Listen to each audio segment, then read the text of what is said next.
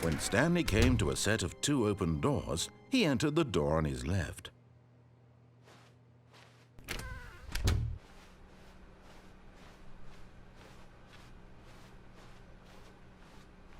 Yet there was not a single person here either. Feeling a wave of disbelief, Stanley decided to go up to his boss's office, hoping he might find an answer there.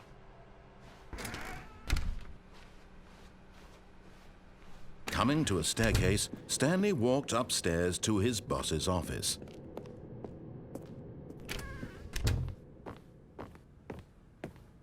Stepping into his manager's office, Stanley was once again stunned to discover not an indication of any human life. Shocked, unraveled, Stanley wondered Stanley was in such a rush to get through the story as quickly as possible, he didn't even have a single minute to just let the narrator talk. That kind of anxiety isn't healthy, so he relaxed for a few moments with some calming New Age music.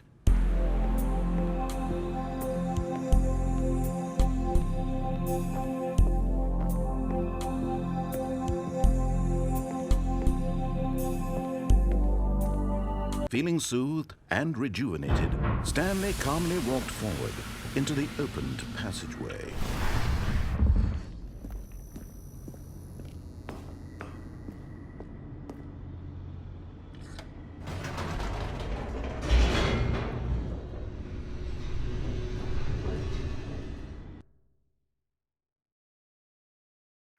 Descending deeper into the building, Stanley realized he felt a bit peculiar.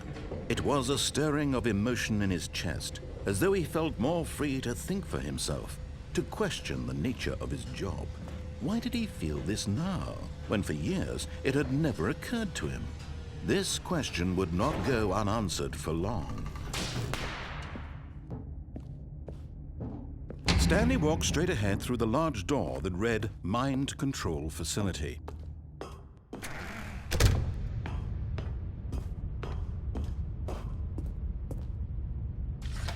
The lights rose on an enormous room packed with television screens.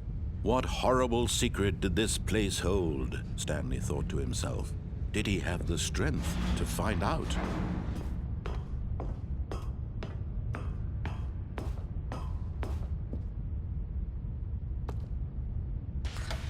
Now the monitors jumped to life, their true nature revealed. Each bore the number of an employee in the building, Stanley's co-workers. The lives of so many individuals reduced to images on a screen, and Stanley, one of them, eternally monitored in this place where freedom meant nothing.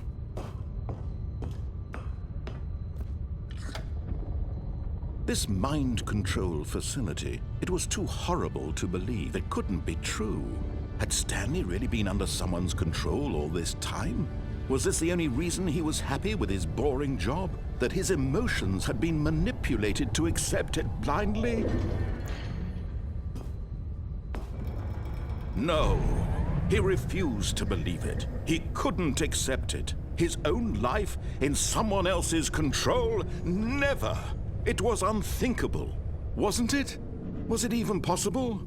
Had he truly spent his entire life utterly blind to the world? But here was the proof, the heart of the operation. Controls labeled with emotions, happy or sad or content. Walking, eating, working, all of it monitored and commanded from this very place. And as the cold reality of his past began to sink in, Stanley decided that this machinery would never again exert its terrible power over another human life.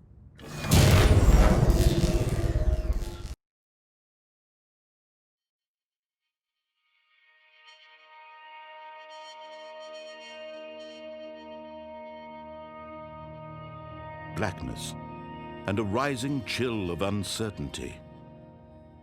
Was it over? Yes! He had won! He had defeated the machine, unshackled himself from someone else's command. Freedom was mere moments away.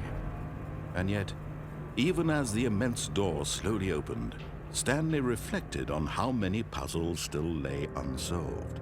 Where had his co-workers gone? How had he been freed from the machine's grasp? What other mysteries did this strange building hold? But as sunlight streamed into the chamber, he realized none of this mattered to him, for it was not knowledge or even power that he had been seeking, but happiness. Perhaps his goal had not been to understand, but to let go. No longer would anyone tell him where to go, what to do, or how to feel. Whatever life he lives, it will be his. And that was all he needed to know. It was perhaps the only thing worth knowing. Stanley stepped through the open door.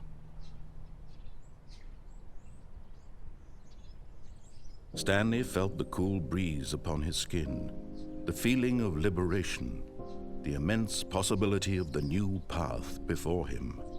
This was exactly the way, right now, that things were meant to happen. And Stanley was happy.